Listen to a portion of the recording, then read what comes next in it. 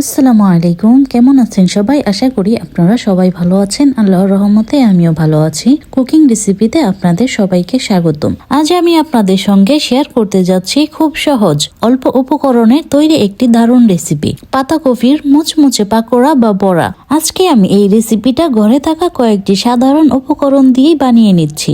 নেই কোনো ঝামেলা, নেই কোনো বাড়তি মশলা, তবুও এই রেসিপিটা খেতে একেবারেই অসাধারণ। পাতাকপির বড়া বা পাকোড়া একবার এইভাবে বানিয়ে দেখুন, সবার পছন্দ হবে ইনশাল্লাহ। তাহলে চলুন ভিডিও শুরু করা যাক। প্রথমে আমি এখানে নিয়ে নিয়েছি একটা পাতাকপি। আমার পুরোটা লাগবে না, এর জন্য আমি অর্ধেক করে নিচ্ছি। আমি এখানে অর্ধেকটাই ব্যবহার করব, আপনারা চাইলে পুরোটা দিয়েও বানিয়ে নিতে পারেন। এখন আপনারা আপনাদের সুবিধা অনুযায়ী পাতাকপিটা টুকরো করে একেবারে ঝুরি ঝুরি করে কেটে নেবেন। আমি আমার সুবিধা অনুযায়ী 4 টুকরো করে তারপরে কেটে নিচ্ছি।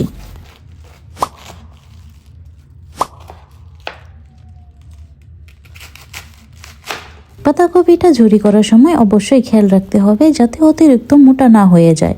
অতিরিক্ত মোটাও না, আবার একেবারে চিকনও না, দুটার মাঝামাঝি পাতাকপি আমাদের কেটে নিতে হবে।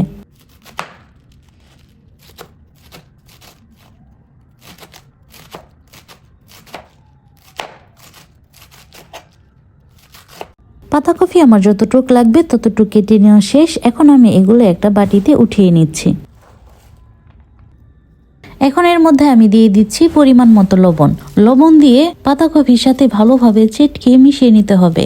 এতে করে পাতাকপিটা অনেকটা নরম হয়ে আসবে, আর তার সাথে পাতাকপির মধ্যে যে পানিটা আছে সেটাও বের হয়ে আসবে। পাতাকপির পাকোড়া বানানোর সময় এক্সট্রা করে পানি দিতে হয় না, পাতাকপির মধ্যে যে পানিটা আছে সেটাই হয়ে যায়। এখন আমি এর মধ্যে দিয়ে দিচ্ছি পরিমাণ মতো হলুদের ফাঁকি, তার সাথে দিয়ে দিচ্ছি স্বাদ মতো মরিচের ফাঁকি। ঝালটা আপনারা আপনাদের পরিমাণ অনুযায়ী নিয়ে নেবেন। আর তার সাথে দিয়ে দিচ্ছি আধা টেবিল চামচ জিরার ফাঁকি, আর সেই সাথে দিয়ে দিচ্ছি আধা টেবিল চামচ চিলি ফ্লেক্স। চিলি ফ্লেক্সটা আমি একেবারে অপশনাল দিয়েছি, আপনারা চাইলে দিতেও পারেন আবার নাও দিতে পারেন। সেই সাথে আমি এখানে প্রথমেই দিয়ে নিচ্ছি 1 টেবিল পরিমাণ বেসন। বেসনটা লাগলে আমি পরে আবারও ব্যবহার করব। আর এখানে দিয়ে দিচ্ছি আধা টেবিল পরিমাণ ময়দা। এতে করে পাকোড়া ভাজার সময় পাকোড়াটা একেবারে মুচমুচে হবে। এই সবগুলো উপকরণ এখন হাত দিয়ে ভালোভাবে মিশিয়ে নিতে হবে, যাতে পাতাকপির সাথে সমস্ত বেসন, ময়দা এবং সমস্ত মশলাগুলো ভালোভাবে মিশে যায়।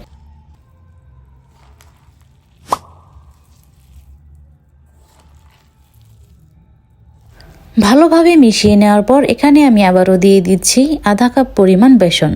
পাকোড়ার জন্য এই ডোটা একেবারে নরম করা যাবে না, আবার একেবারে শক্ত করা যাবে না, মিডিয়াম ভাবে রাখতে হবে। যদি একেবারে নরম হয়ে যায় তাহলে ভাজার সময় পাকোড়াটা ছুটে গিয়ে সমস্ত তেল নষ্ট হয়ে যাবে। পাকোড়ার এই ডোটা তৈরি করার সময় অবশ্যই খেয়াল করবেন যাতে ডোটা একেবারে পারফেক্ট হয়। আমি তো এখানে পেঁয়াজ মরিচ দিতে ভুলে গিয়েছিলাম। যাই হোক, এখন আমি এই পর্যায়ে দিয়ে দিচ্ছি কেটে রাখা পেঁয়াজ ও মরিচ। পেঁয়াজ মরিচটা একেবারে কুচি কুচি করে কেটে নেওয়ার চেষ্টা করবেন। এতে করে পাতাকপির সাথে পেঁয়াজ মরিচটা একেবারে পারফেক্ট ভাবে মিশে যাবে। একটু বড় বড় করে কেটে নিলে ভাজার সময় পেঁয়াজ মরিচগুলো ভাজতে অনেকটা সময় লাগবে বা কাঁচা থেকে যাবে। ভালোভাবে মিশিয়ে নেওয়ার পর দেখতেই পাচ্ছেন আমার পাকোড়ার এই ডোটা কতটা সুন্দর এবং পারফেক্ট হয়েছে। এবার চুলায় কড়াই বসিয়ে নিচ্ছি আর দিয়ে দিচ্ছি পরিমাণ মতো তেল। তেলটা যখন গরম হয়ে আসবে হাত দিয়ে বা চামচ দিয়ে অল্প অল্প করে দিয়ে দিচ্ছি পাকোড়ার মিশ্রণ। পাকোড়ার এই মিশ্রণটা দেওয়ার সময় একেবারে মোটা করে দিবেন না, এতে করে ভাজতে অনেকটা সময় লাগবে, ভিতরে কাঁচাও থেকে যেতে পারে। যতটা পাতলা করে দিতে পারেন ততটা পাতলা করে দিবেন, এতে করে পুরোটা একেবারে মুচমুচে হয়ে ভাজা হবে। চুলার আঁচটা একেবারে মাঝারিতে রেখে ধীরে ধীরে ভেজে নিতে হবে। এতে করে 4 সাইড দিয়ে একেবারে পারফেক্ট ভাবে ভাজা হবে, নয়তো শুধু 4 দিক থেকেই পুড়ে উঠবে এবং ভিতরও কাঁচা থেকে যাবে, এতে করে খেতে ভালো লাগবে না। বেশ কিছুক্ষণ সময় নিয়ে ভাজার পর যখন নিচের পাশটা ভাজা হয়ে আসবে, উল্টিয়ে অপর পাশটাও ভালোভাবে ভেজে নিতে হবে। দুই পাশে যখন ভালোভাবে ভাজা হয়ে আসবে এই পর্যায়ে আমি একটা একটা করে উঠিয়ে নিচ্ছি। যে বড়টা সবার আগে দিয়েছেন সেটা অবশ্যই সবার আগেই হবে। এভাবে এক এক করে যেটা হবে সেইটা উঠিয়ে নিতে হবে, না হলে পুড়ে যাবে। এভাবে এক এক করে আমি সমস্ত পাকোড়াগুলো উঠিয়ে নিচ্ছি। তার সাথেই পাকোড়ার আরো যত মিশ্রণ আছে সেগুলো আমি এক এক করে ভেজে নিচ্ছি। এক এক করে আমার সমস্ত পাকোড়াগুলো ভেজে নেওয়া শেষ। দেখতেই পাচ্ছেন পাকোড়াগুলো কতটা সুন্দর মুচমুচে এবং দেখতে কতটা লোভনীয় লাগছে। শীতকালে যখন ঠান্ডার সময় লেপের তল থেকে উঠতে ইচ্ছে করে না, এমন সময় যদি কেউ এই মুচমুচে পাতাকপির পাকোড়াটা সামনে এনে দেয় তাহলে তো আর কোনো কথাই নেই। এটা খেতে যেমন মজাদার আর দেখলে জিভে জল চলে আসে। আমি একটা ভেঙে দেখিয়ে দিচ্ছি আমার পাতাকপিটা কতটা পারফেক্ট এবং সুন্দরভাবে ভাজা হয়েছে। এখন এই পাতাকপিটা একটু চাটনি বা টমেটোর সস দিয়ে খেলে তো আর কোনো কথাই নেই, স্বাদটা দ্বিগুণ বেড়ে যায়। যারা ঝাল খাবার খেতে পছন্দ করেন তারা এই রেসিপিটা একবার ট্রাই করে দেখতে পারেন, আশা করি অনেক ভালো লাগবে। বিকেলের নাস্তায় কিংবা চায়ের আড্ডায় এই রেসিপিটি হতে পারে একদম পারফেক্ট আইটেম। পাতাকপির এই সিজনে যারা এখনো পাতাকপির পাকোড়াটি বানিয়ে খাননি তারা একেবারেই মিস করছেন। এখনো পাতাকপি আছে, খুব তাড়াতাড়ি এই রেসিপিটা একবার বানিয়ে খেলে এই রেসিপির ফ্যান হয়ে যাবেন ইনশাল্লাহ। এই রেসিপিটা বানাতে যেমন সহজ, খেতেও ভীষণ মজাদার। আজকের রেসিপিটি এই পর্যন্তই ছিল। আশা করি আমার এই ভিডিওটি আপনাদের কাছে ভালো লেগেছে।